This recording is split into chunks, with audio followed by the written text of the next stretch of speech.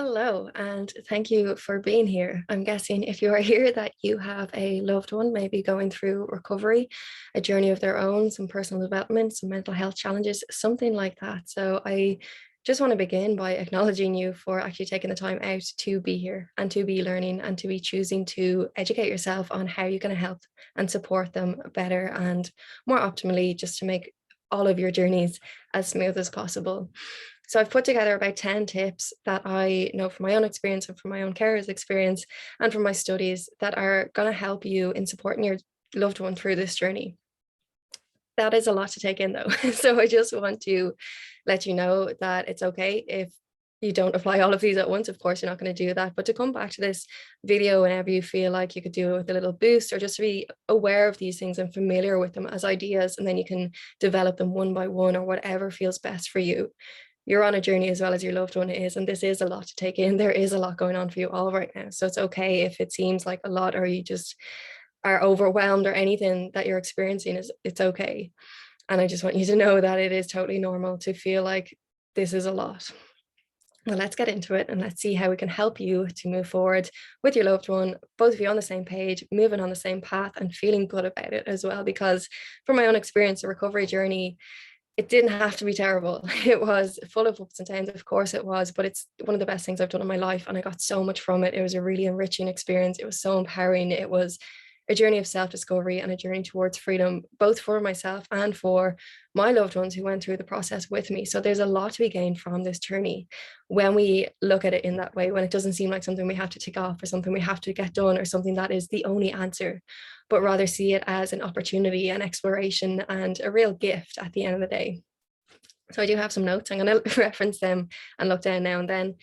And yeah, let's get started. So the first thing is understanding, which evidently you're already interested in doing. The most powerful thing that we can do for our loved ones going through an experience like they may be experiencing is to try and understand it as best as we can. So educating yourself, getting to understand like that, the mind, emotions, personal development, how these different things work, areas around human behavior, anything that you can gain more understanding in. So when it was with eating disorders with myself, my own journey, my parents or loved ones would have gotten more understanding around that.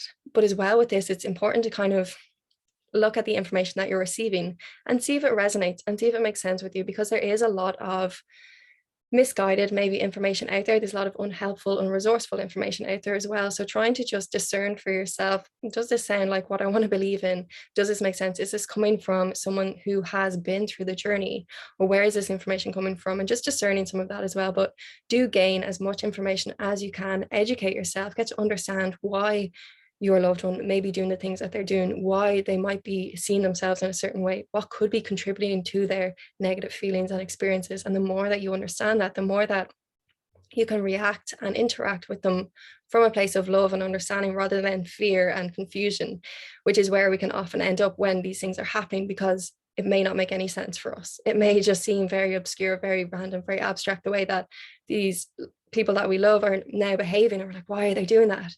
It's not about why, it's about what can we do about it now that it's happening. Always looking for what can we do about this, not wondering why it's happening or anything like that, getting into blame, getting into those kind of questions, but getting curious about solutions, about how to move forward, about what's next, about how we can use this and move forward. So the second thing is trust yourself and trust the process. You know a lot, you do, and your own like that discernment, how things resonate with you matters, because I know from our own journey there was a number of different therapists that didn't really resonate, that we didn't find were actually that helpful. And it's okay, like they're not the experts. They are in a way, but they're not like above you. There aren't these authorities that you can't question. If you feel off about something, if you feel like this isn't right for you, you don't have to just settle because they came recommended or the mental health services say these are the best people. They may not be the best people for your loved one, and that's okay. It's okay to trust yourself and find people who resonate with you, who you trust, and then to trust the process as well. If a practitioner is telling you it's going to take this long, this is what's going to happen, it's going to be ups and downs, trust that this is a process that your loved one is undertaking, that there is going to be quite a journey happening, a bit of a roller coaster, but just know that they will get to the end if they stick to it, if they commit and show up. That is available for them, for anyone. Recovery, full recovery is possible for anyone when they choose to do the work, to show up, to commit to it. That's available. Just on this as well, Trust is so key for yourself and for your loved one as well, because we typically either live in love and trust or fear and doubt. And when we're worrying, we're in fear and doubt. And our loved ones, typically, because of the situation they're in, when they are finding it challenging, a lot of it tends to come down to sensitivity. Our loved ones who are experiencing mental health challenges or things like that are quite often very sensitive individuals, myself included, like from my own experience. Which means that if someone's worrying about us, we feel that energy, even if you're not communicating, even if you're not saying anything, but by our actions and by body language and things like that, if it's coming from a place of fear, a place of worry, that can get communicated to us or to the ones experiencing the challenges as, you don't trust me, as you don't think I'm capable, you don't think I'm able to handle this, you are worried because you don't believe in me. Which I know that's not where it's intentionally coming from, but that can be what we receive and the energy that we pick up on, because it is coming from a fear-based place. So the more that we can lean into love and trust, the more that we can come to that place of, okay, I know they've got this. I believe wholeheartedly in my loved one that they can make these shifts, even if the evidence isn't there yet, it's coming. The more that they stick to it and the more that you go to that place. I know it's not going to be all the time. Of course, you're going to worry, of course. And I know I'm not a parent, so I don't understand fully that interaction, that relationship. But I do know just from my own journey, like I've mentioned, that worry is like a rocking chair. It gives us something to do and it gets us nowhere. So worrying isn't going to help. While it may feel like it's giving us something to do, it's giving fear something to do, it's helping us to feel like we'd be prepared for all the worst case scenarios. It's not actually instilling confidence in our loved ones. And so the more that we can try to move towards love and trust, the better outcome that we're all going to have. All right. So then the third thing is be respected. You don't have to tolerate bad behavior just because your loved one is struggling. And this is one, again, from my own journey. I would have lashed out. I would have been a teenager throwing tantrums. I would have been rude. I would have had terrible behavior towards particularly the people closest to me. That's not acceptable. Just because I was experiencing challenges, it's not acceptable to treat people in that way. And I know you may feel like you have to put up with that, or like, what if I speak back, then they might do something else. Again, that's coming from fear. If I say something to them, they could hurt themselves. And I know that's the fear that drives a lot of the behavior. What if they take that anger out on themselves? So walk away. Don't engage when we are in those kind of challenging, explosive moods or moments or whatever it is. Try to create space and allow the person to calm down instead of getting caught up and engaging with that. You don't have to tolerate any kind of abuse towards yourself, any kind of name calling, anything like that. You deserve better, and you are trying to be there for your loved one as best as possible. So you deserve to be treated with respect, even when it's hard to command that, even when it's hard to ask for that. Just remember, you do deserve that. And the more that you can kind of maybe put a stop to any kind of disrespectful behavior, it reminds your loved one that you are human as well. And it reminds them that it's not okay to speak to people in this way.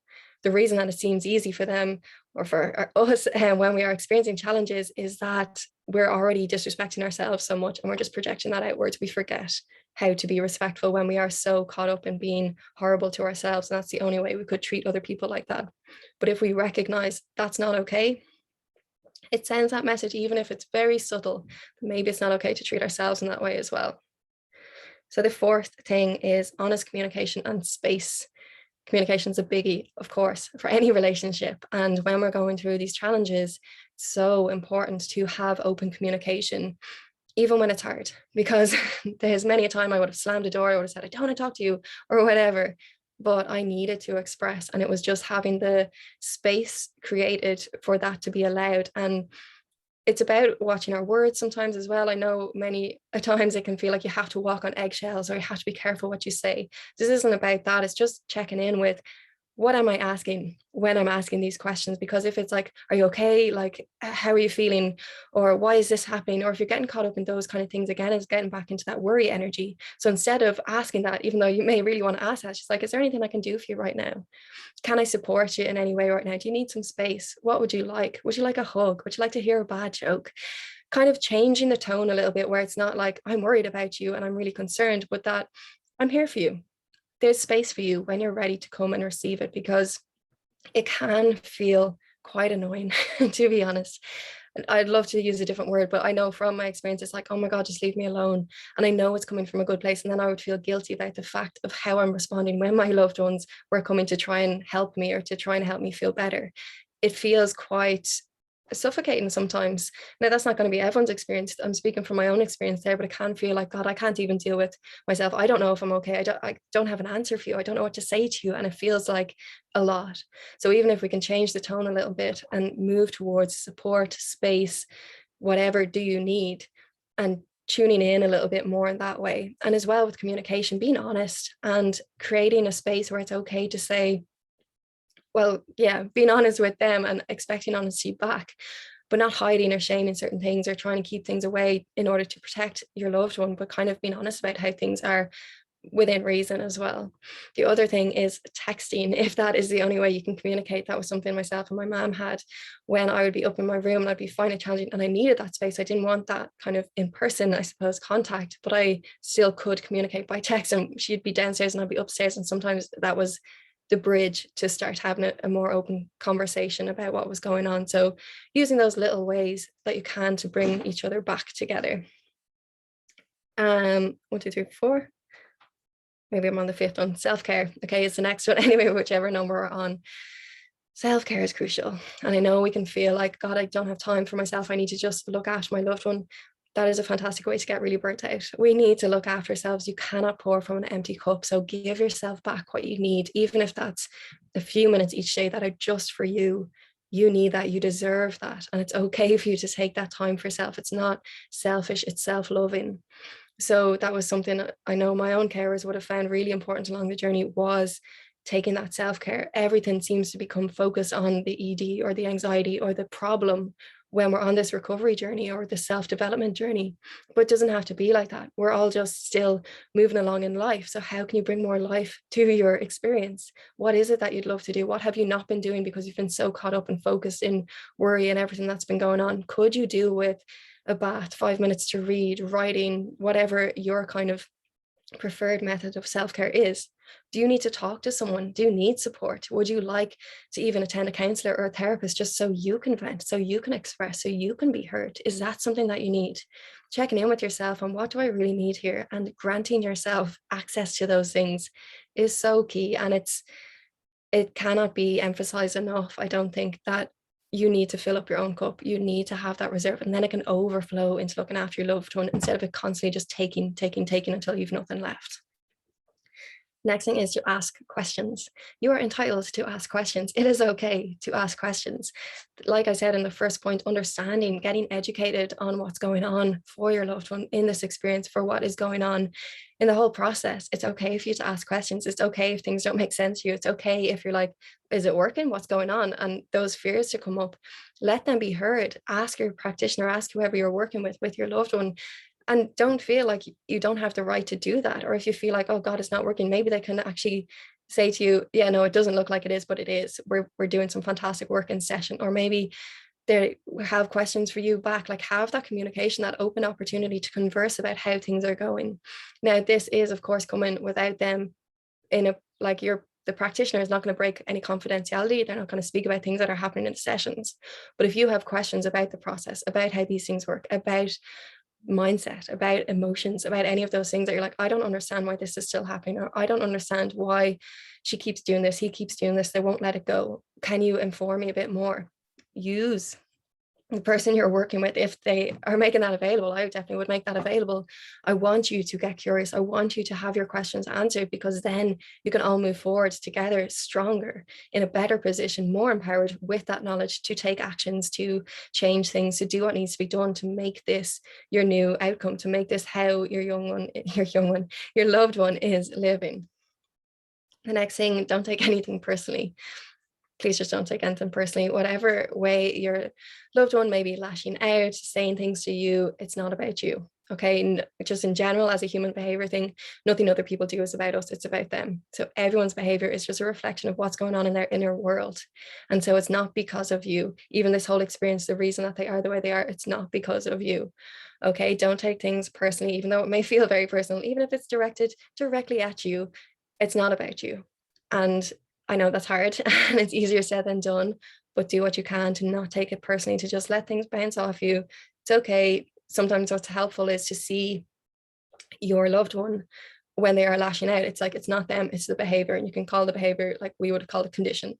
So it's not them, it's condition right now. Condition is speaking to me, condition is saying this, condition is lashing out. And just separating that behavior from your loved one is really helpful, because they're not speaking to you in those ways. It's their reactive behavior, and the behavior is coming on from their own inner turmoil, their inner world, the stuff that's going on within them at that time. It's not about you at all. It's just about them, and you happen to be around, unfortunately. So just try not to take things personally. It's a practice. It's not going to happen overnight, but just as much as you can.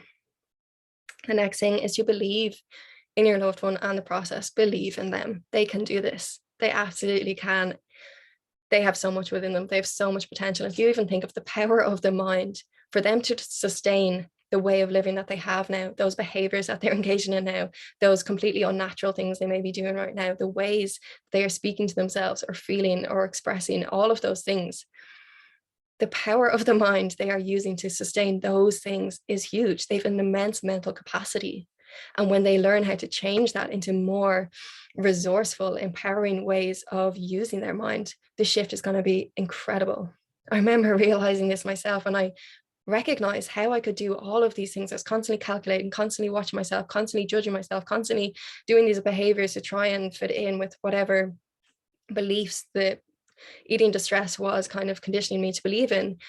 All of the mental energy that went into that was so unnatural. It took a lot of energy to do that. And when I realized I could actually just use that energy into what I do want to create, my dreams and not my fears, then I had so much more available to give. Then I could actually use my mind in a way that really served me. And I realized just how powerful my mind was. And that's, of course, why I do what I do now, is because I realize just the power that we have in between our ears is incredible when we learn to use it. So trust in your loved one. They have so much power between them, their mind. They have so much within them, and they can absolutely get through this. It does not have to always be like this. This is temporary. Okay. And trust and believe in the process. The process works. It does work for people. So just believe that your loved one is not a special snowflake. They're not the only one it's not going to work for. If they keep showing up, if they're open to it, if they're willing to do what needs to be done, it will work for them as well. And the next thing is hiding, shaming, withholding stuff. Sometimes we think that we're protecting our loved ones by keeping things from them, or saying, I won't tell them this is coming up because they might freak out. It's okay for them to freak out now and then. It's okay for them to have feelings about things. What can be, like I said earlier, challenging is when things are done to try and protect us being the ones suffering or in the experience. We can pick up on that and decide that that means that we're not trusted, or that our loved one thinks a certain thing about us, or whatever else. So just be careful in a way. That's not to say you can't do what you feel is best. Trust yourself as well. But just check in. Am I doing this from a place of fear? Could my loved one actually handle knowing this? Could they handle being aware of this? Because I've heard of different things about hiding certain like foods from the house, or like removing privacy from people, or just different things that seems like it's coming from a loving place. But just checking in with, what am I communicating to my loved one here? Is this absolutely necessary? And you might think it is absolutely necessary. Again, coming back to your own discernment and trust. But just when we hide things, we put shame around them. When there's shame, that just creates more secrecy, more feeling like we're not okay to be, feeling like we're not trusted, feeling like our loved ones don't believe in us. So the more that you can avoid that and try and bring light to those things, have those conversations. Is it okay if I do this? I'm going to do this. How do you feel about that? This is what's happening. Giving information, giving space, giving time, that can be really, really helpful. So the last thing then is that there's going to be ups and downs. There is. That's just how it is. And sometimes it might seem like it's 2 steps forward and 3 steps back. And you're like, oh God, what's happening? Why isn't it working? Try not to get into that place, challenging as it may be. I get that. But it is a journey. It's like anything. And when the more that you're moving forward, the condition is going to try and pull your loved one back, because it's familiar, it's safe, it feels right. And it's trying to protect them from something that maybe they feel like they're not ready for yet. So they might be making great progress, but that progress doesn't feel familiar yet because they're not used to feeling like that. And so that's when self-sabotage can happen and steps back can happen. But every setback is a setup for a comeback. There is always something to be learned from them. So just seek the learning. Oh, what happened here? I wonder how we can prevent that from happening next time. I wonder what kind of triggered this. Interesting. Just being curious all the time with compassion, no judgment, just curious. Compassionate curiosity is an absolute gift for these kind of things. So know that if there is a setback, it's okay. If they're still getting upset, if they're still having very strong emotions, that's okay. Quite often when they do actually start feeling emotions in a healthy way, they'll just start coming up because they've been suppressed for so long, or they haven't been healthily expressed for so long, that when there is permission given for emotions to arise, they might just start flowing, and that's perfectly natural. That's okay. But it can feel like, what's going on? Why are they crying so much? Or what's happening here? It can be scary because it's new, it's different, it's confusing. Again, go back to ask questions. If you're concerned about it, ask the practitioner what's going on here. If you find that it just feels weird or uncomfortable, like, take some time for yourself, process, and try and find more understanding. Look up different things, or again, ask your practitioner, gain understanding if you can, but know that it's all part of it. It is a beautiful journey, but it is a very interesting journey. There's a lot going on. It's a lot to take in. It's a lot to handle. You have everything you need within you to be able to handle it, but it's just to use those things to stay in that place of love and trust rather than fear and doubt as much as is practically possible. Use the resources around you, educate yourself, and you've absolutely got this. Like that, as I mentioned, you can get in touch with me if you need to rewatch this, if you need to. If you have any questions even on this or anything that I've mentioned here, feel free to reach out. And thank you again for being here. Thank you for listening. Thank you for your willingness to learn. It's an absolutely beautiful thing. It's exactly what your loved one needs. So again, I really want to acknowledge you and thank you. So I will speak to you soon, and I hope you enjoy some of the other resources that I share.